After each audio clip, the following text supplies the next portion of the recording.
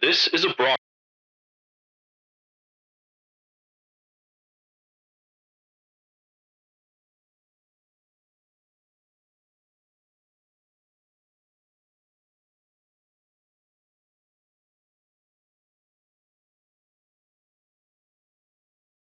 Welcome to the Pop Cult Pod. I'm your cult leader, Tom Pod, host of the only podcast with an actual cult following, the Pop Cult Pod. I don't know if I've used that line for a while, but hey, I'm bringing it back, baby. And bringing it back is very appropriate, as we'll see as we get into this week's news, because, man, there's a lot of stuff trying to make a comeback. And, yeah, speaking of comeback, hey, back with our first regular news episode this year. Last episode, of course, was a kind of a preview of the year ahead, which we always do with our culties. And if you want to go back and check that out, please do. But if you want to stick here, we're going to break down some of the news that's happened over the last few weeks. News such as Paramount hoping to boldly go where they've gone before, which is Star Trek sequel. Call of Duty taking a year's break. Unprecedented. What? Is Call of Duty dead? Question mark, question mark, question mark, clickbait headline. Trailers such as Doctor Strange in the Multiverse of Madness and some of the other cool trailers that we got over Super Bowl weekend.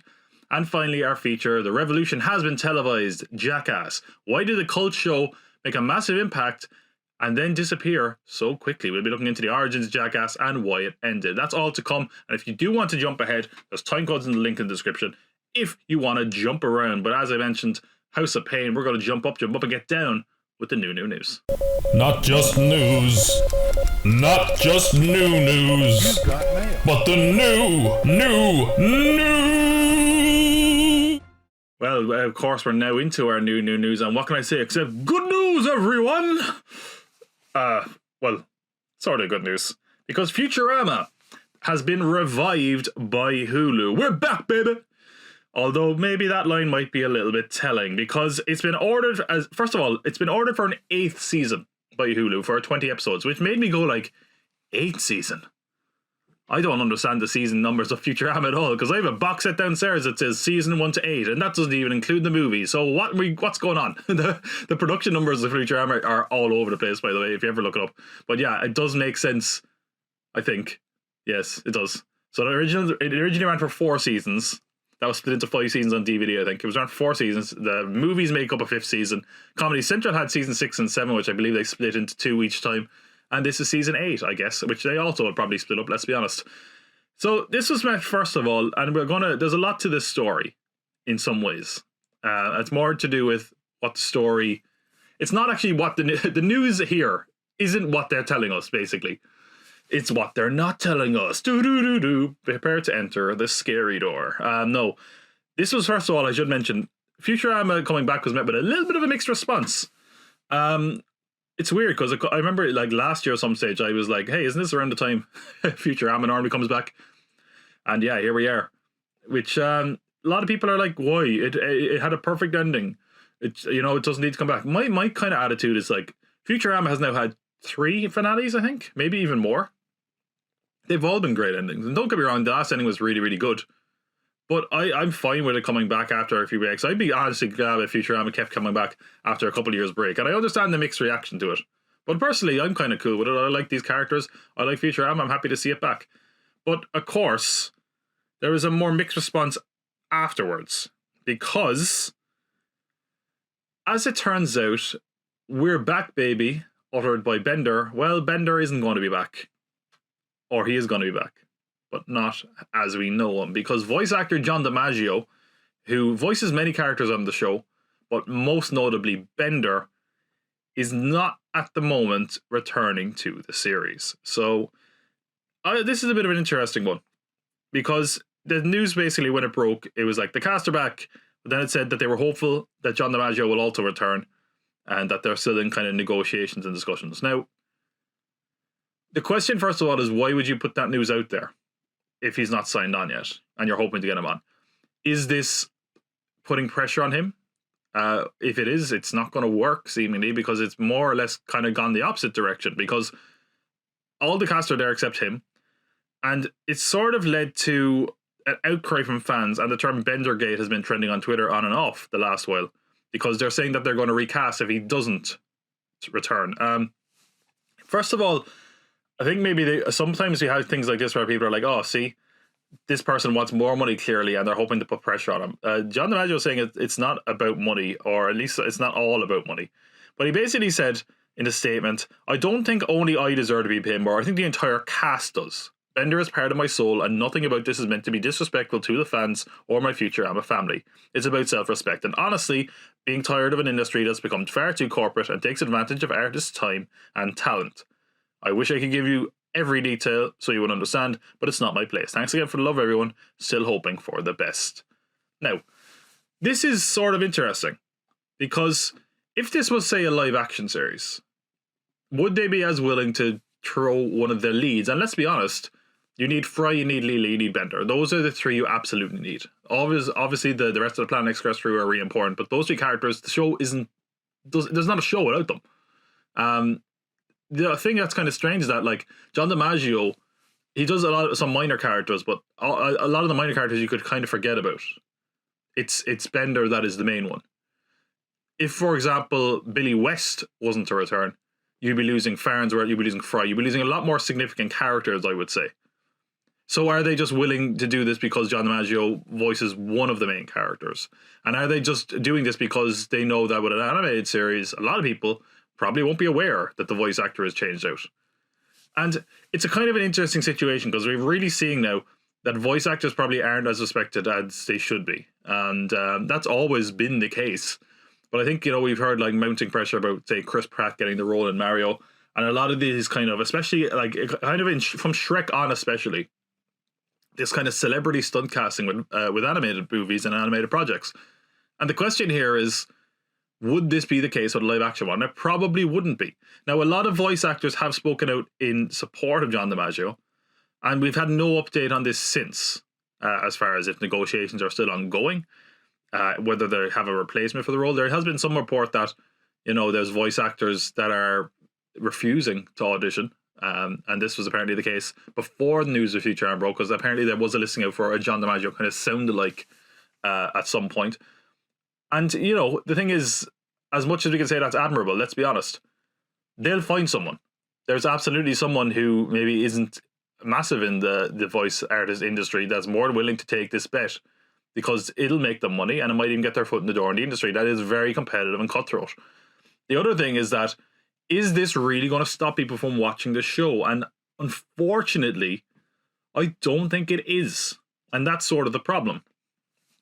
So, I mean, I'm a massive Futurama fan. I probably am going to watch it regardless, which is a shame, because I want John DiMaggio and I respect him as an artist. But at the end of the day, I also want to support the rest of the Futurama voice cast, even if maybe they should be paid more. And it is a shame, because, of course, now, since all this has gone on, Futurama is now a Fox product, though it's now owned by Disney. Disney has some deep pockets, and it's a shame to see that they're not willing to splurge on voice actors, considering how important animation and voice actors are to their history. So we shall see. Hopefully this gets resolved. Now, the other thing is, like, a lot of people are pointing and remembering, what was her name?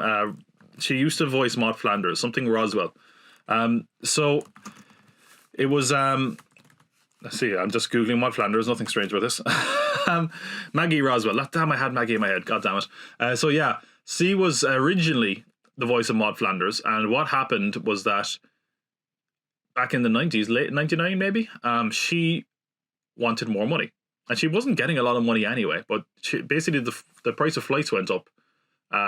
From her going from, I think was it LA to from one side of the country to the other, basically, and she had to fly to LA to do the voice work, and they refused to pay her any extra money, or they offered her $125, which was nothing, and she refused to bend, and as a result they killed off the character. Now, they're not going to kill off Bender. He's one of the main characters. It'd be like killing off one of the Simpsons family. They wouldn't do that.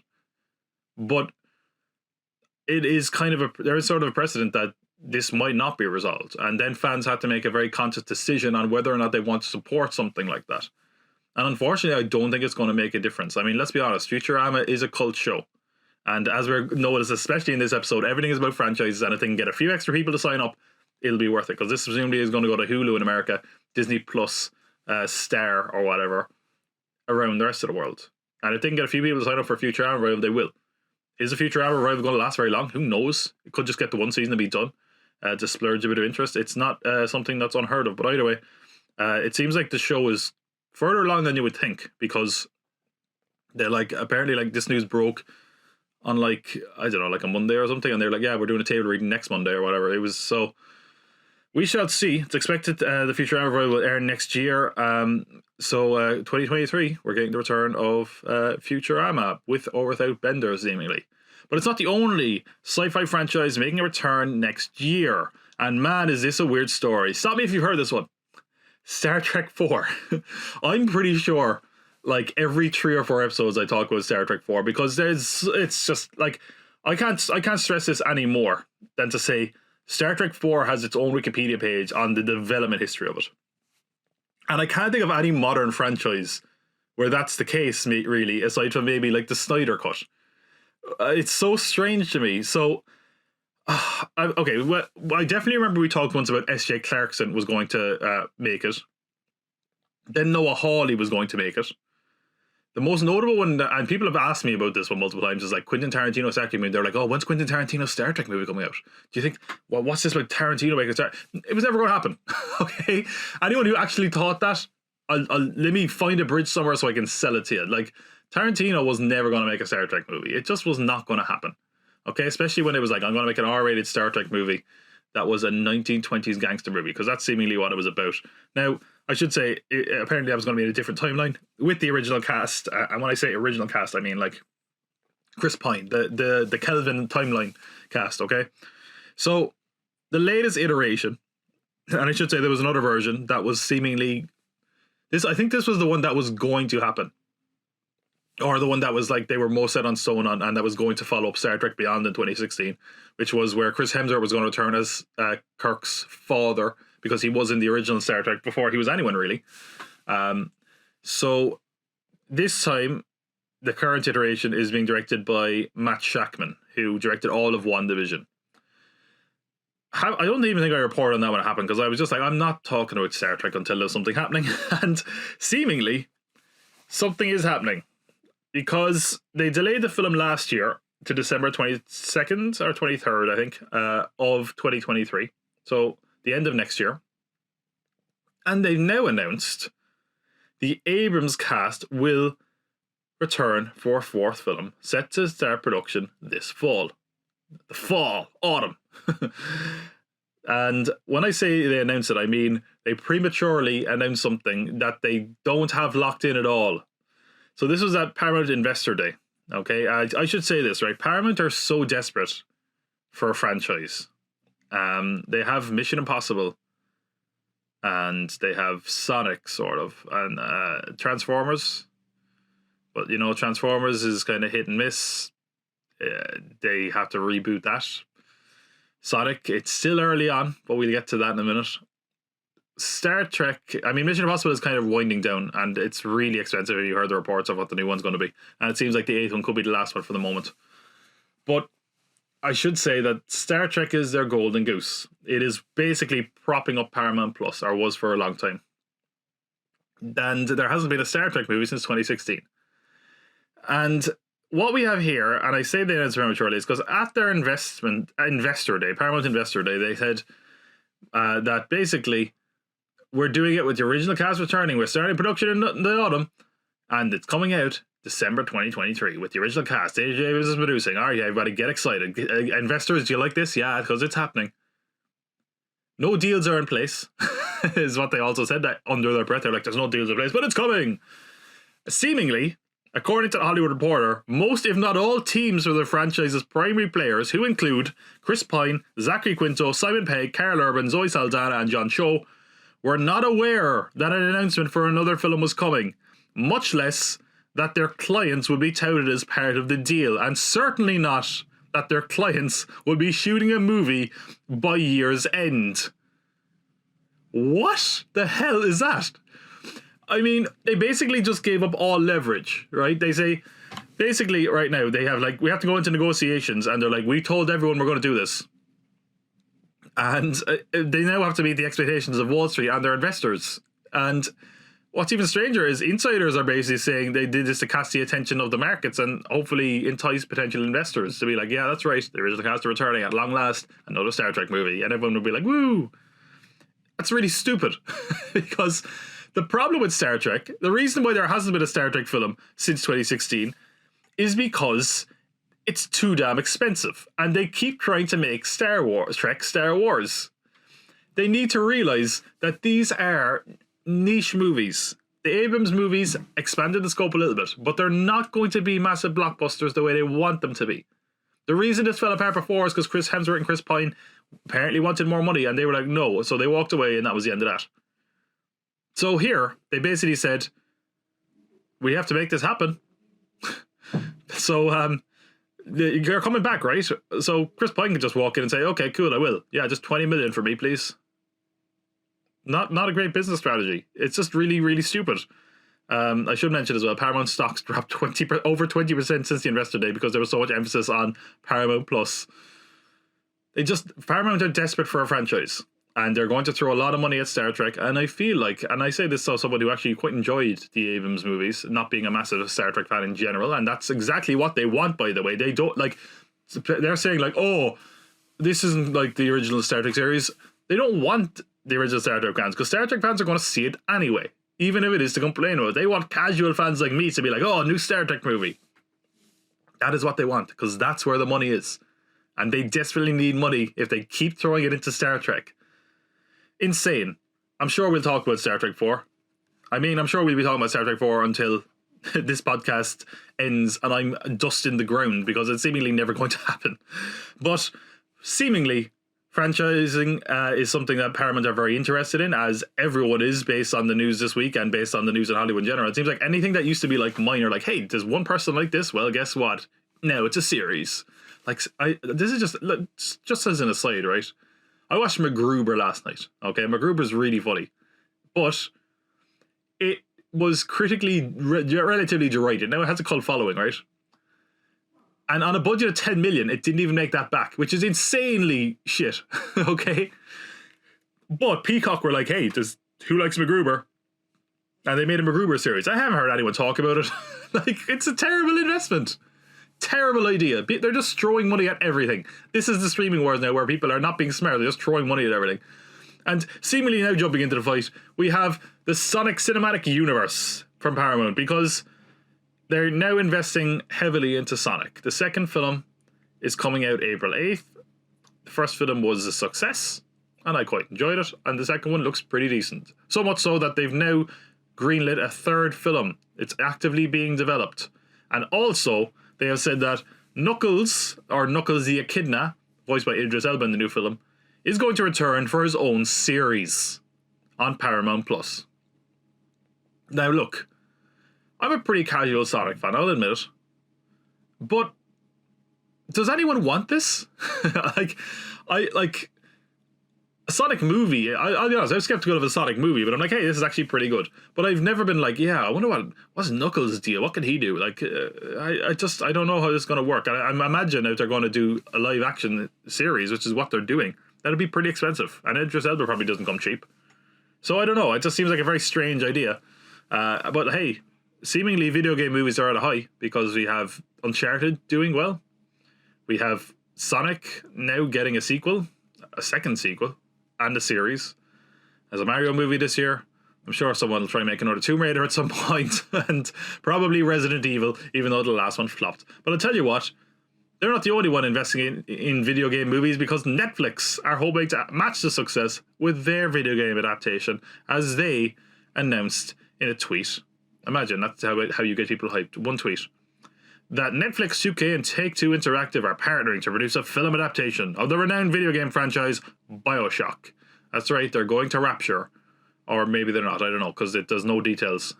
No other details are revealed. It was a tweet.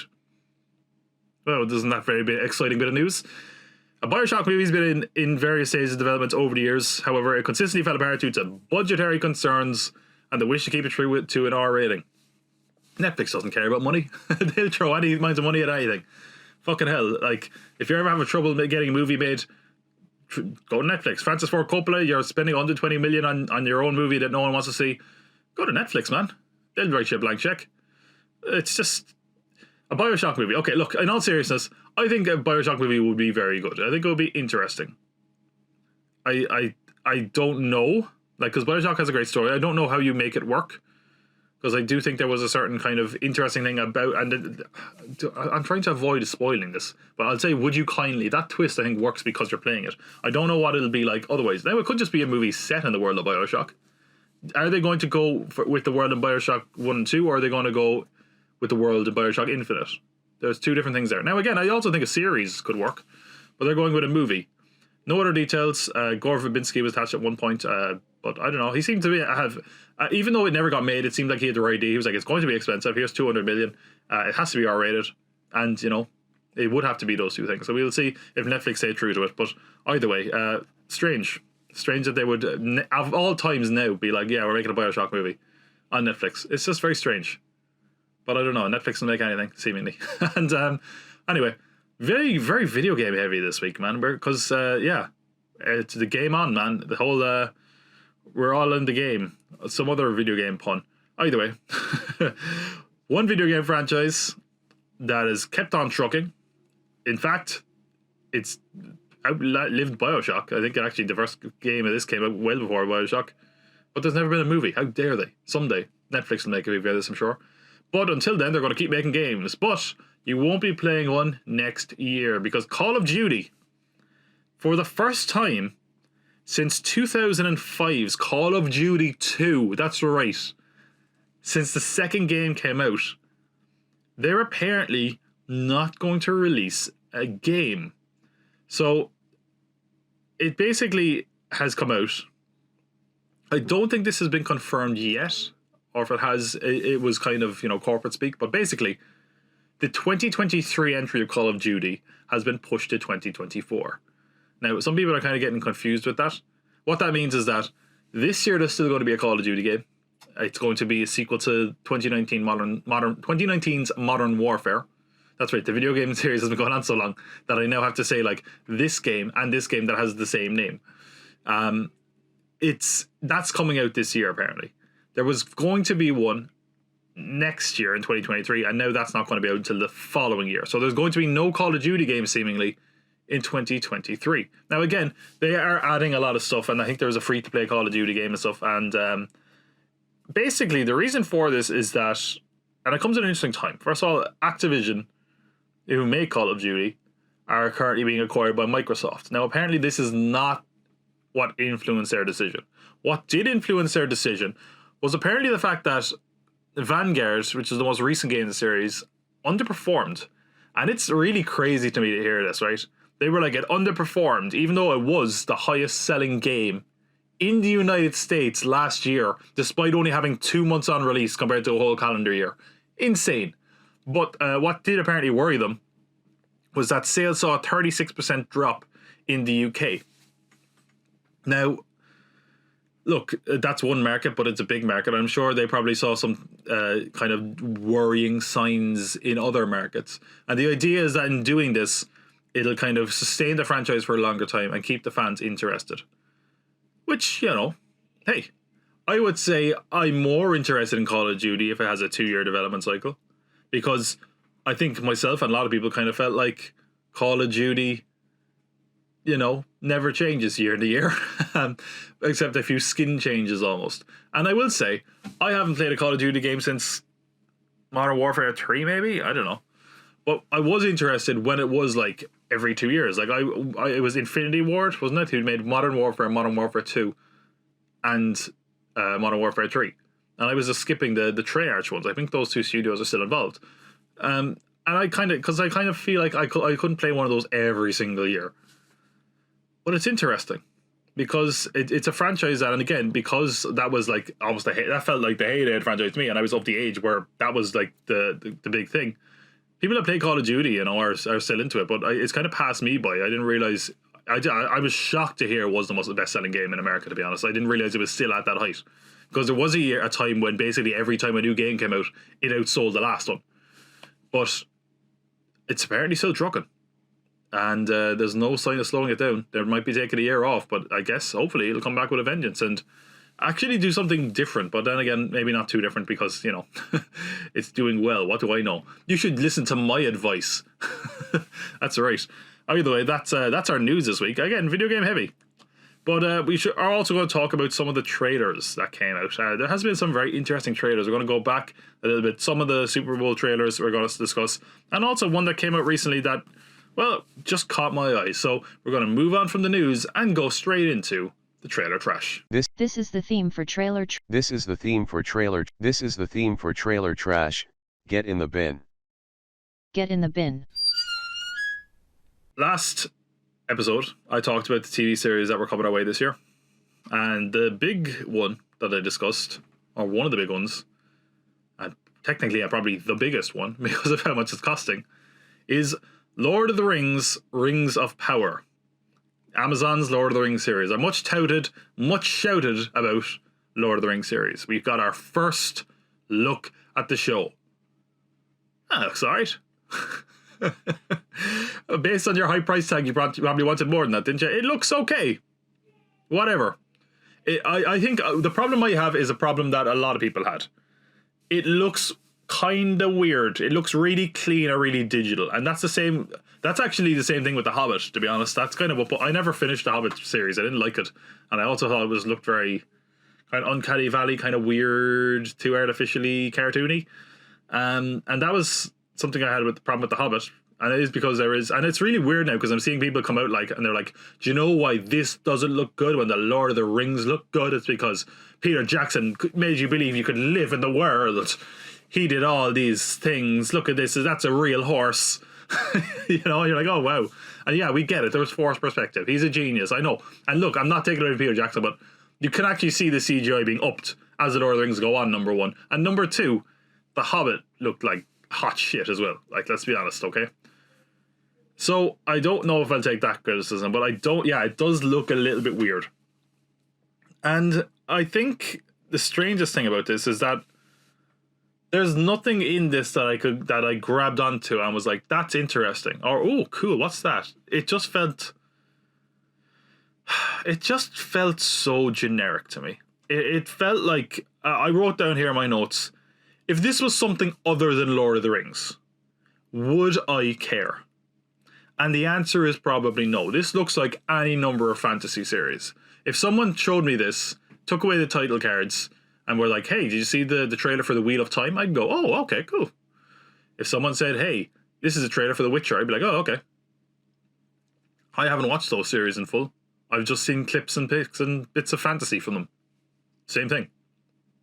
I mean, it looks expensive. Certainly. The CGI there's a lot of CGI and it looks impressive. But does it look good? Not really. And look, I'm not going to write it off based on one trailer. Of course not. It should also be mentioned, I saw this touted. And I find it kind of strange. And I when I say strange, I mean, I think it's bullshit.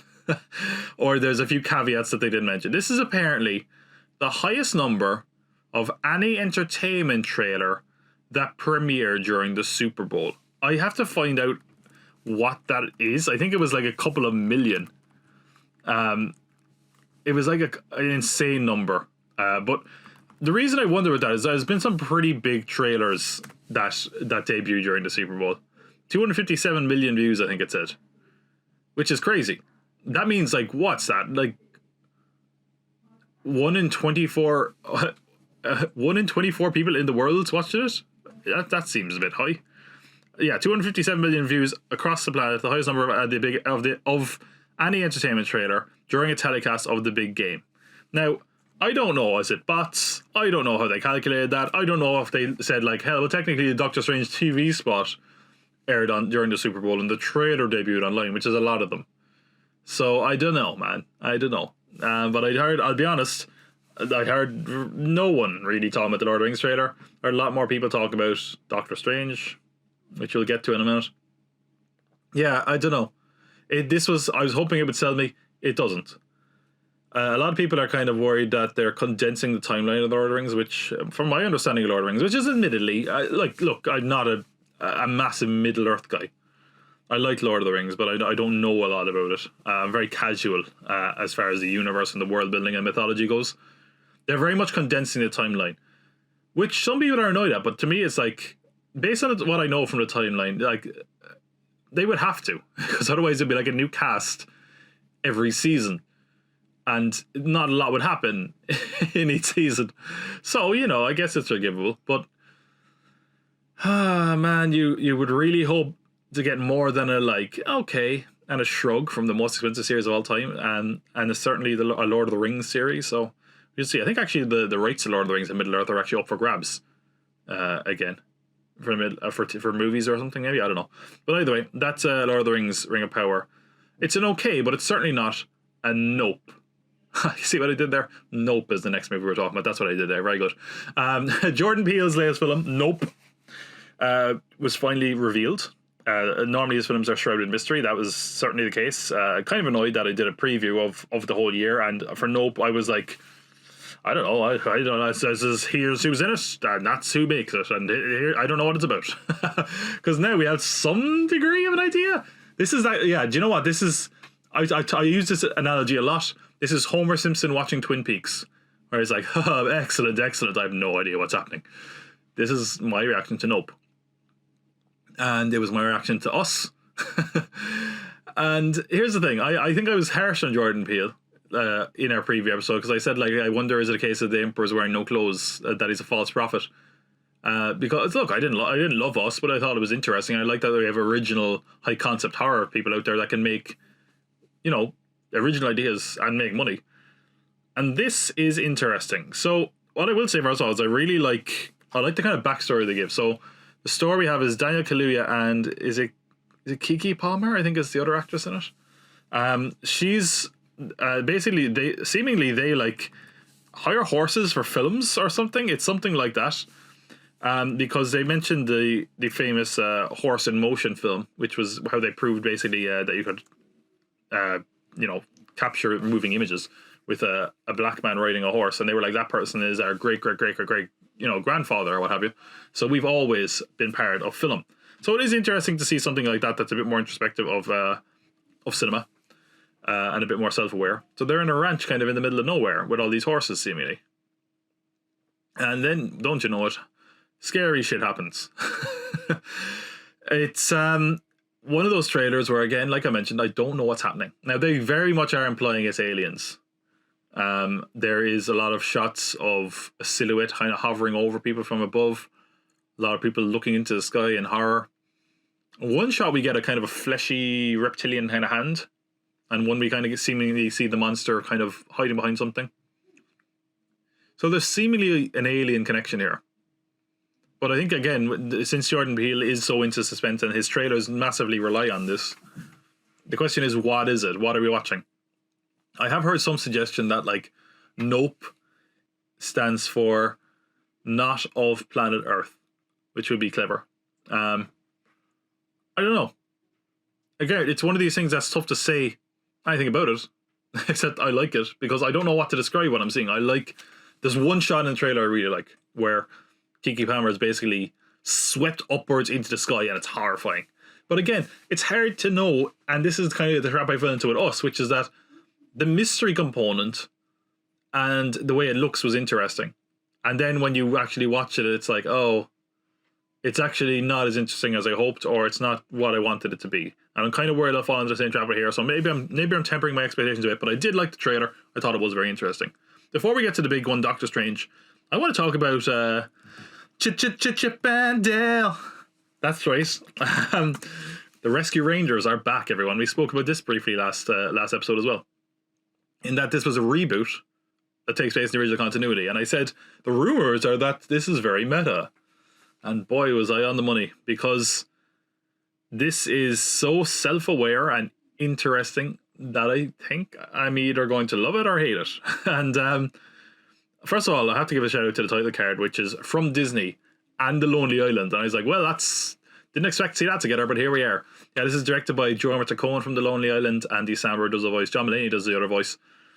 And it's interesting, because what I'd heard about this in the rumors was that it's very much Roger Rabbit inspired. And yeah, it is, because Roger Rabbit's actually in this, first of all.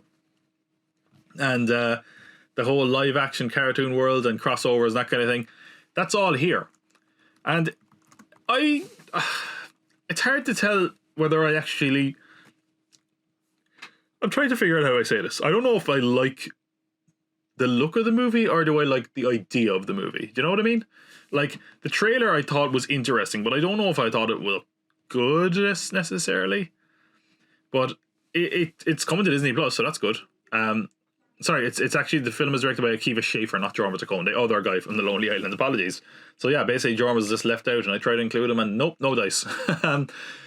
Again, the thing about the animated TV series that this is based on, it's like, do I have any nostalgia for that, or do I just remember it? You know, I remember the theme song. I remember one of them was Indiana Jones, and the other is like a Hawaiian t-shirt, Tom Selleck kind of thing. I remember there was Gadget and a French chipmunk that always smelled cheese. Is this accurate? But giving it this meta aspect makes me kind of think like maybe there was not a lot to it to begin with, maybe, and this is giving it new life. So the basic idea is that they're kind of making a comeback, and it's funny because I remember ages ago I talked about Roger Rabbit sequel, and an idea I always had for Roger Rabbit sequel was that it would deal with the influx of CGI and how that would affect traditional animated toons. And they kind of have an idea like that here, where Dale has had CGI surgery, and that he's now kind of updated. So that means that very trippy and weird looking is that one of them is like a more traditional animation, the other is CGI animated, and it just looks weird seeing them together. But I also kind of think that they kind of ruined their own metaphor and point there, I think, because the hand-drawn traditional animation isn't that. It's like weird cel-shade computer animation. It just looks a bit strange. So I don't know, but I guess they didn't want to put too much money into this. And again, we don't really know what it's about, really. It seems like it's just kind of a romp adventure. It kind of looks like well, here's one I didn't expect to mention. It kind of looks like Jay and Silent Bob Strike Back with Chip and Dale. It's Roger Rabbit meets Jay and Silent Bob Strike Back. Stick that on your poster. I'm sure it'll do very well. We have like different mixes of animation. There's a big kind of jab at Robert Zemeckis where they're talking about like that realistic animation where it doesn't look realistic or something. So there's like Seth Rogen is like a Viking where it looks like Seth Rogen and it doesn't, his eyes just look dead, which is funny. But yeah, again, I just sort of feel like I like the idea. I'm not sure about the actual trailer though, and I hope it works out. And it's on Disney Plus, so I'm going to watch it anyway because there's enough promise in this that it could be something special. And it comes out May 20th if you want to check it out. But yeah, interesting one. Just not one that fully grabbed me. But of course, the big trailer of the last while that everyone's talking about, Doctor Strange in the Multiverse of Madness. This had a 30-second Super Bowl spot, or no, a minute-long Super Bowl spot, which I don't think they ever released officially. I think it was just in terrible quality on the internet, and was followed by a full-length trailer. I should say there's a few shots that are a bit different in the TV spot trailer that I might get to in a minute. Firstly, what I want to say is, and maybe I'm misremembering, when I think of like good Marvel trailers, there was Infinity War, there was Thor Ragnarok, and there was a few others as well, obviously. And maybe it's recency bias. I think this is the best Marvel trailer ever. I think this is a fantastic trailer. What I like about it is that, first of all, it's dark and there's no humor. A lot of the other Marvel trailers have humor that kind of undercuts how serious or interesting this is. This doesn't do that. It doesn't bother me when they put comedy in a trailer, as I mentioned, but I like that the stakes and the difference and how serious they're taking this. Because I think that it would suit a Doctor Strange. It definitely feels more horror focused. There are some horror shots in this where you're like, damn man, Sam Raimi directed this one. There's like a zombie shot, especially in the TV spot trailer. There's one where he's like looking at his hand and it looks like something out of The Evil Dead. There's a shot that zooms in on Wanda's eye and her face is like covered in blood. Yeah, it looks pretty good. It looks pretty scary. I think this trailer was rated 15s in England, actually. So that tells you what how kind of serious or dark it is. Now, the movie won't be rated 15s, don't worry about it. There's a few things that is interesting here, a few observations, a few theories. First of all, the big talking point is the voice we hear in the trailer.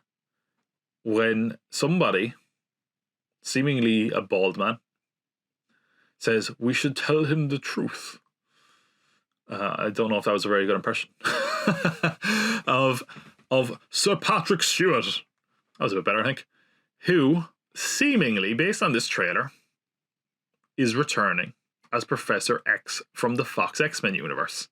We don't see his face, we only see him from the back, and that's we hear his voice. He's denying this, of course he is. I mean, basically I saw him do a few different denials. I think one was like, "Oh, well, I'm a legendary actor. People have been doing impressions of me, you understand, for many years." You know, and it's like, okay. I think the other one was, he was like, how could it be me? I'm watching the Super Bowl.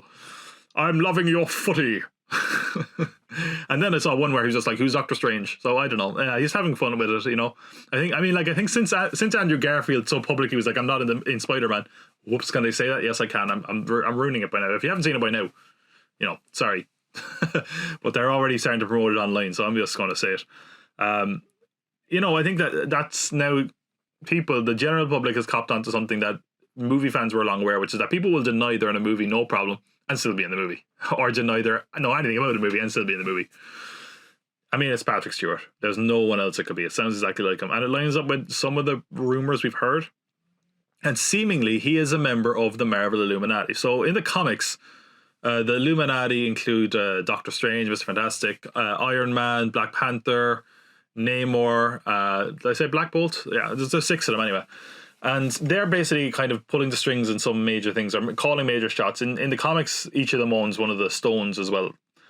This is very different because this is like a sort of seemingly multiversal Illuminati.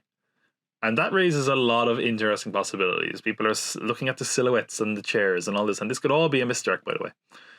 So we have to figure out who is on the Marvel Illuminati, or in the chairs.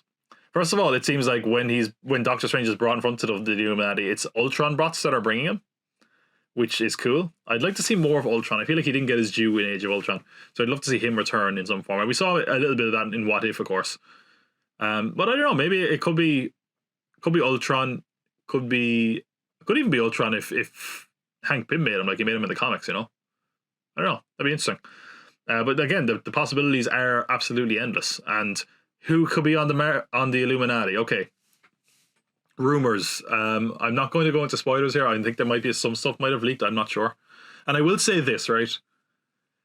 This is genius by Marvel, because Patrick Stewart, Professor X, is the character you put out there to get people's attention, and it's just the right level of interest. Like if they reveal, like, "Oh my god, it's Black Bolt of the Inhumans," played by Anson Mount, most people will be like, "Oh, okay, that's who that is. Okay, I didn't watch Inhumans. It's not very good. Don't watch it." Okay, cool.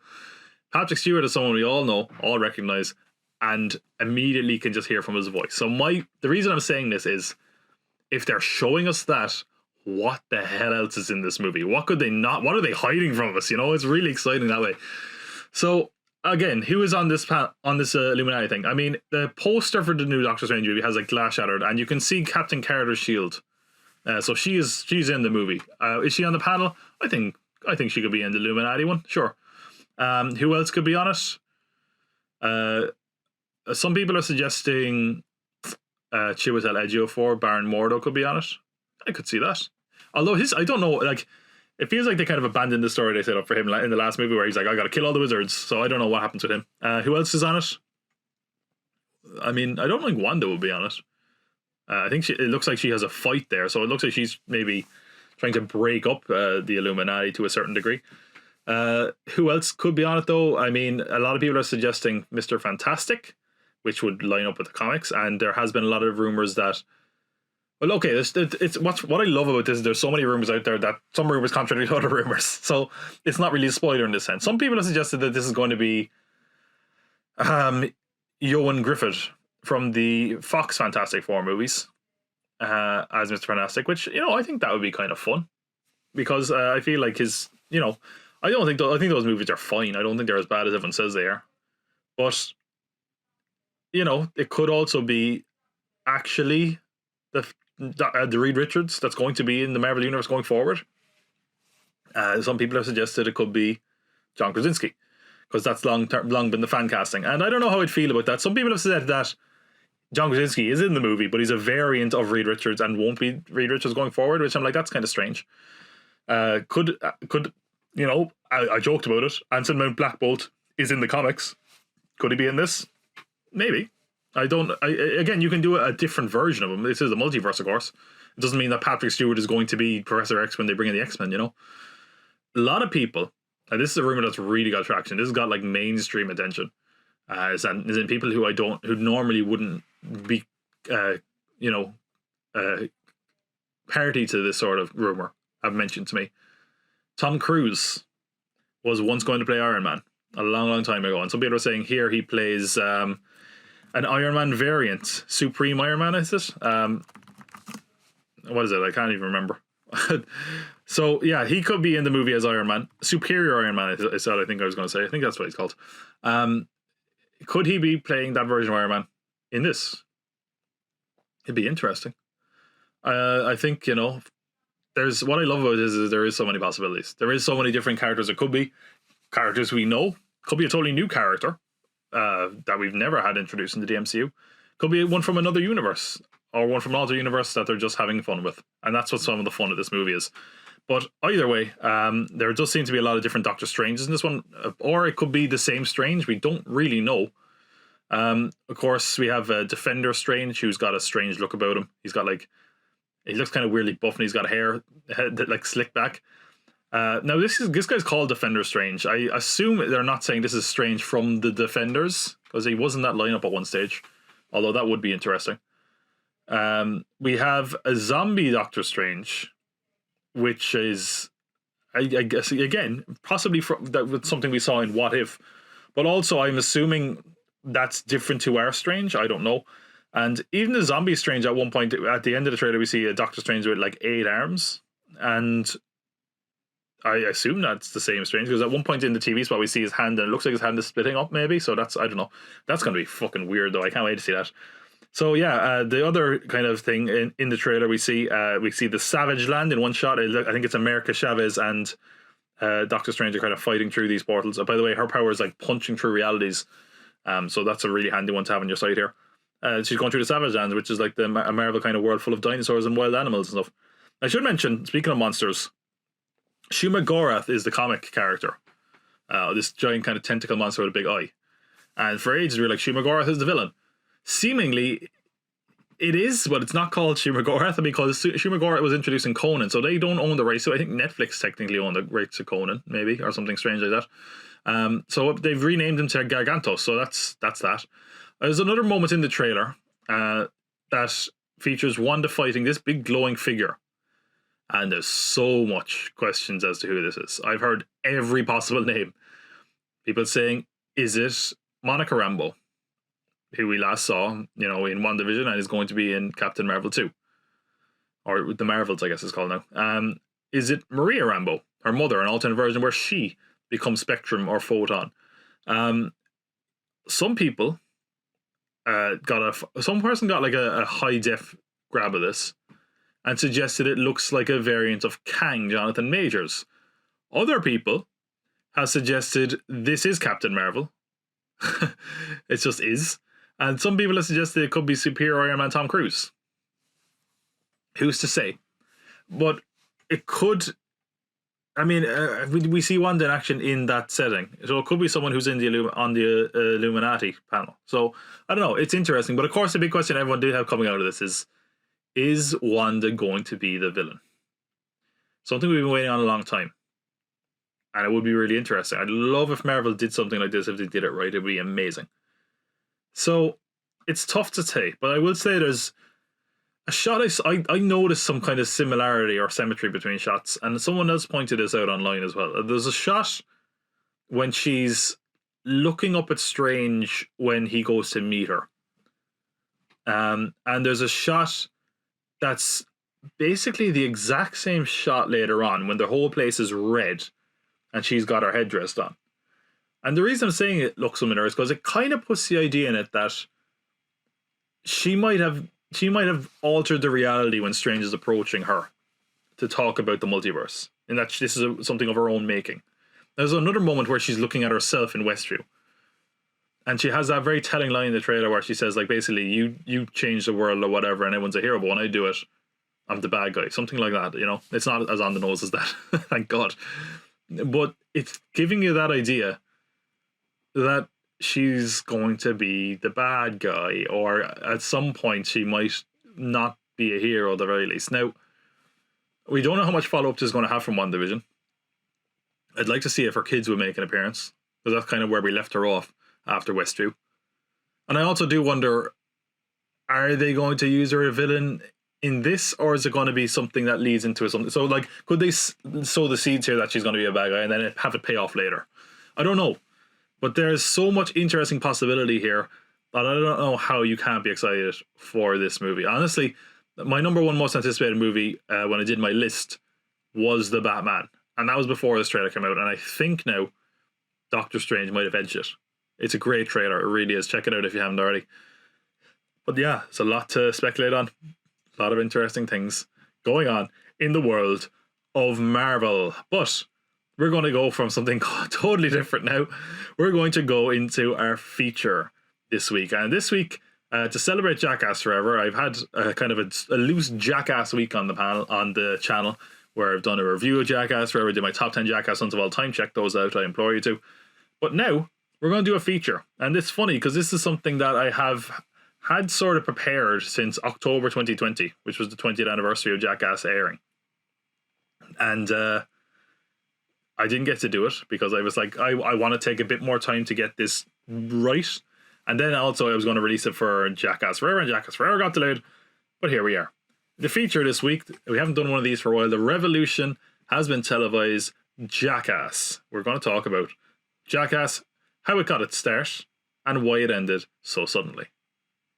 Let's check it out.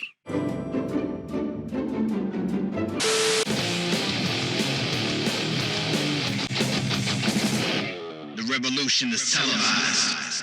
The definition of insanity is doing the same thing over and over again and expecting different results. Well, the definition of stupidity might just be MTV's Jackass, the dumb little show that somehow spawned 4 successful theatrical films, 2, soon to be 3 successful spin-off films in 2.5, 3.5 and 4.5, another spin-off film that was a box office hit in Bad Grandpa, which also had a spin-off film that was even nominated for an Oscar. That's to say nothing about successful TV spin-offs, a video game, imitators both sanctioned and unsanctioned, and strange as it is for a show that is so strange and simple and stupid, the success of it was immense and has never really been duplicated, despite how often it's been attempted. It really was lightning in a bottle, a show that had a fervent fan base and ardent detractors, critics and people crying for its cancellation. The property that was seen as a sign of cultural decline for the 2000s generation, but also undoubtedly a cultural milestone for better and for worse. But where did it all begin? And how? What compelled these guys to make a show like this?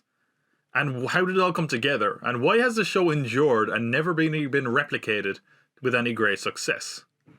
This is The Revolution Has Been Televised, the story of Jackass. To explore what led to Jackass, though, I think it's first important to examine the skateboarding culture at the time, as Jackass has always been closely tied with skateboarding culture and the anti-establishment punk ethos that we now associate with it. However, back in the 80s, that wasn't really the case. Skateboarding was in a decline back then, and skateboarding and skate magazines were pretty blandly presented at the time.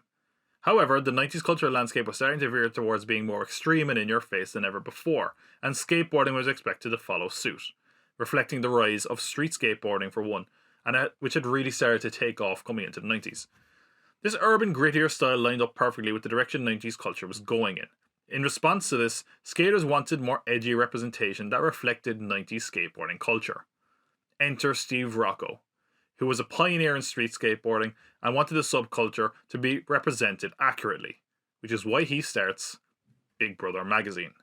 Big Brother magazine was about skateboarding, but it was also full of the extreme nature that many associate with the scene, ranging from things like drug use to buying or even making drugs to things like creating a fake ID and pranks.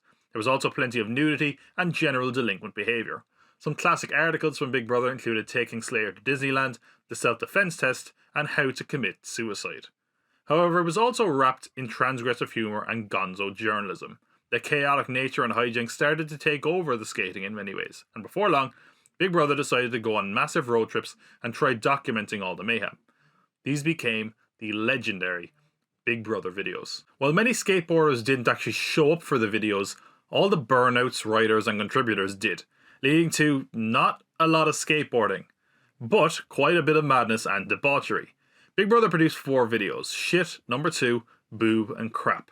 These form very much the basis for Jackass, especially in the early years, with some footage even making its way to the show, such as Johnny Knoxville being hit by a car, or tasing, pepper spraying and shooting himself, although the last part was cut for TV. Even the artwork from the Jackass show came from the Big Brother article. Other stunts were repurposed for later use, such as the Pucano, which was done for Jackass 3D. It was pretty much a skateboarding magazine in name only. Quite frankly, Big Brother was a skateboarding magazine the same way Transformers is a movie about cars. As Jeff Tremaine has said, it really was a dirty humour magazine, and this quickly got them into trouble, as many kids often picked it up on the assumption it was a skateboarding magazine suitable for their age, garnering massive amounts of media scrutiny and anger from parents, something they often leaned into and oftentimes seemed to actually embrace.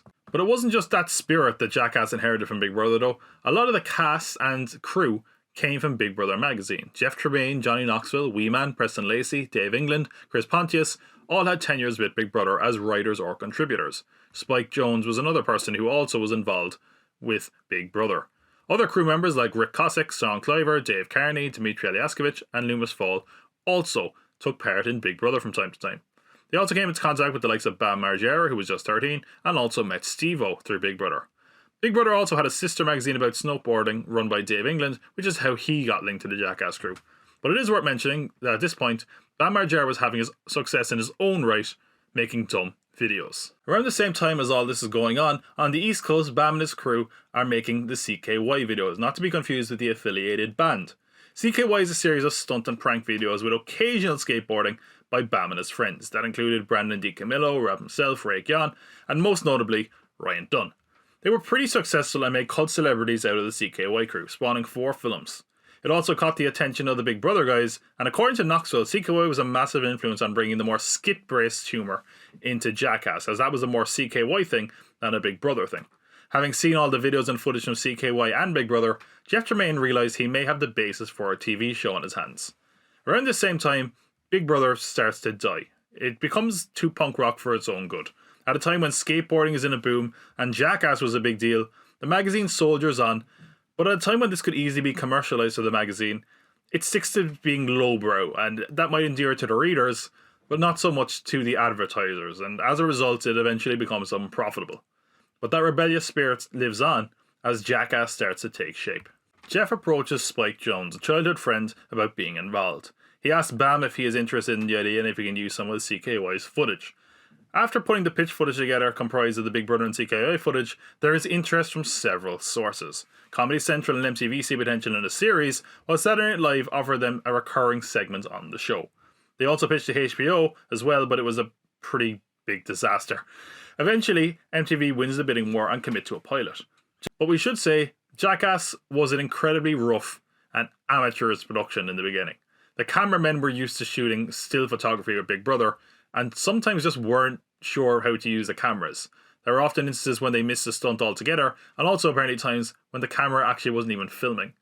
Filming permits were also a rarity. It was spontaneous and frankly illegal, and the show often got in a bit of trouble. One instance they nearly got shut down when Knoxville pretended to be an escaped convict, and that drew a lot of police attention. And that was just for the filming of the pilot. The show wasn't even picked up to series yet. However, unlikely as it was, the poo cocktail stunt, whereby Knoxville was suspended upside down in a porta potty, helped the show continue, as the garbage truck had actually been paid for already the following day, and because of that, they were allowed to film that and continue. When the show did go to series, it was immediately a disaster. The first stunt they film for Jackass is Knoxville trying to jump the LA River on roller skates. On the second attempt, he breaks his ankle, and it doesn't even look particularly good. Because of that, the rest of the first season, your lead is in a boot. But that doesn't deter Knoxville as he continues to do the stunts. And throughout the first season, we get a really thrown together show. There's no real firm cast. It was just people they knew, or people those people knew. which was sort of how the likes of a lot of the CKY people got involved, including the likes of Ryan Dunn and Brandon D. Camillo. It was really by total chance that a consistent cast came together at all. Through Dave England, they go to Oregon, and on a recommendation of another friend, they meet Danger Erin. Steve-O is a clown at a crappy circus in Florida. They feature him in Big Brother, and go to him for more footage like jumping an elephant poo. For Preston Lacey, he had known Knoxville from auditions when they were trying to make it as actors. And after discussion about Jackass, Preston has some ideas to share and was convinced to come on as a writer, which eventually pivoted to an on-screen role. A lot of Jackass was just improvised craziness. Hey, Steve-O's car broke down on the way to a stunt. Let's have him drink a goldfish and have him throw it back up, because he says he can. Film someone getting a weird haircut. Film someone getting an x-ray where it turns out you can see their dong. It was the amateurish, unprofessional, and yet charming and endearing nature of Jackass. That was certainly there from the beginning. Format of the show was something they struggled with initially though. How do you just present random nonsense? At one point there was actually consideration of Knoxville presenting the footage behind a desk like The Daily Show, but after consulting Spike Jonze he said not to worry about the format and just do it as the Big Brother videos were done. It was a show that was in many ways without a real format, which only lended itself to the insanity and punk rock nature of the whole thing. Once it was stupid and funny, it worked. Could it be gross? Yep. Could it be strangely cute and wholesome? Yep. The balance is often why other shows have failed, for being a bit too dark or mean-spirited. But despite the show's continued legacy and success, Jackass's time on air was incredibly short. In fact, aside from a 2002 special, the show was on the air less than a year. And by the time the show had its second episode, it had become MTV's best rated show ever in their Sunday slot. By the end of the season, MTV's primetime ratings soared 17%, mostly attributed to Jackass. The only show consistently beating Jackass on cable was the World Wrestling Federation, and during the season it aired, MTV hit their biggest numbers in their 20-year history. It also led to an increase of an older demographic who had long since abandoned MTV, as it had become more mainstream and less culturally relevant in the 25 to 34 age group, leading to consistent repeats and as a result, a lot of interest. This too had its drawbacks though, namely that there was more attention on the show and its influence than ever before. This scared the crap out of MTV. The big worry was that this smash hit that was dirt cheap to make could end up being really expensive if a lawsuit was to occur. Which wasn't an unreasonable concern. While the show had caught the attention of older audiences, kids were also no doubt watching the show, and it wasn't long before copycats occurred. Stories of preteens setting themselves on fire, inspired by the apparent Jackass stunt, the Human Barbecue. The stunt was banned as a result.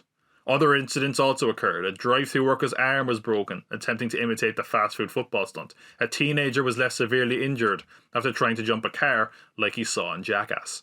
Rumours were rampant about other stunts and injuries among young kids and teens, apparently influenced by the show, with primitive internet and speculation even leading to urban legends about kids who had died trying to replicate Jackass stunts. MTV defended the cast and show and insisted that it was acting as responsible as possible. The show was moved to a later time slot, and a more flippant warning of you and your dumb buddy shouldn't replicate these stunts was replaced with a more somber and serious one, with warnings also occasionally appearing during the show. The threat of possible death and resulting lawsuits still gave them pause though. The show that cost nothing could turn incredibly costly in an instant. There was also mounting political pressure. Democratic Senator of Connecticut and one-time running mate for Al Gore's 2000 presidential campaign, Joseph Lieberman, called on MTV to cancel the show, citing these copycat incidents, stating that while the responsibility is on the parents, MTV needs to do their due diligence. As a result, they became more hands-on with the show than ever before. If irony exists, and I'm pretty sure it does, assigning an OSHA representative to Jackass might just be the best example of it ever, as OSHA is a governing body to assure health and safe working environments, something that would seemingly fly in the face of the very premise of the show, giving them notes and guidance telling them they couldn't jump from anything too high up, or in a rather hilarious note during a stunt known as the Vomlet, in which Dave England ate the ingredients of an omelette, threw it up, cooked it, and ate it again, stated that they hadn't shown the correct temperature the eggs should be cooked at, meaning the stunt had to be filmed again, and now half the cast was in hazmat suits. The spontaneity and stupidity of the show seemed sapped by these new measures, and no one was more aware of this than Johnny Knoxville. On August 14, 2001, less than a year after the show's debut, and just 2 days after the third and now final season of the show, Johnny Knoxville sits down with his local newspaper, the Knoxville News Sentinel, and states that he's done, and that enough is enough. A clearly disheartened and frustrated Knoxville says that MTV will continue to air repeats of the 24 episodes of Jackass that were made, but will edit out questionable content, adding, the most objectionable things will be taken out. All the funny things will be gone. While the show was a massive hit for MTV, they were also struggling with the pressure of having such a controversial hit on their hands. At the time, several spin-off projects, books and a soundtrack for the show were all cancelled, wanting to not bring any unwanted attention to this hit. The lack of promotion for what was MTV's biggest hit was also clearly very frustrating for the cast and crew. MTV did want more of the show though. They even offered a potential 22 more episodes. However, Knoxville wanted the show to end on its own terms, saying, with this type of comedy, people become inured to the shock value. And no one was more shocked than MTV, who consider themselves to be still in discussion for more episodes of the show when this happened. Much of the cast was also seemingly not aware that this was going to happen, and while Knoxville insisted that there would be some specials down the road, only one such special actually materialised, a Gumball 3000 special with Knoxville, Steve-O and Pontius, which went out in February of 2002, bringing Jackass's time on TV to a swift end. A lot of confusion occurs in the wake of the show ending. According to Johnny Knoxville, there's a lot of discussion between attorneys and agents about the show coming to an end, as technically they were still under contract. And in the midst of all this, an idea they'd had before re-emerges. What about a movie? If they made a movie, they'd have far more creative freedom and wouldn't have to worry about censorship. And after realising the potential in bringing Jackass to cinemas, they set out making Jackass the Movie, which was released in October of 2002 and made nearly $80 million on just a $5 million budget. And far from being the end they originally imagined, the Jackass film franchise continues to this day, having made over $500 million on a fraction of the cost. Not only that, critics have softened to the brand, and the current fourth theatrical film, Jackass Forever, is the best reviewed film of the series. And while it certainly isn't the most cinematic franchise going, it's undoubtedly been a huge success. Something I doubt many would have predicted over 2 decades ago when the Jackass boys made their debut on MTV. While it certainly was a lightning rod of controversy, it was also lightning in a bottle, capturing something that arguably few have captured again. From controversy to controversy, and from a very humble beginning, Jackass has proven that sometimes it pays to be done.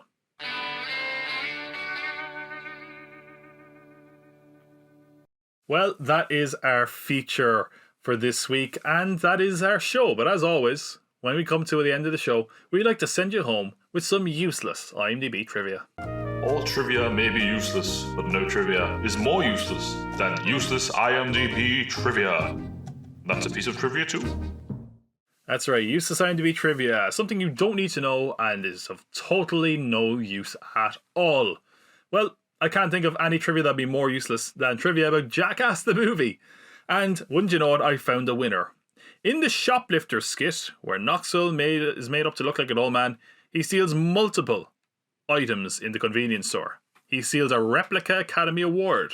Coincidentally, 11 years later, Jackass Presents Bad Grandpa will be nominated for an Academy Award for Best Makeup for Johnny Knoxville's old man makeup. So apparently, it might be good luck to steal a fake Oscar. That's right, I've still got my broken culty. It's not an Oscar, but does this mean I could win a real Oscar someday? Also, Matt Reeves, collect your shit, dude. I'm not going to keep it here. Okay? Anyway, that is our show.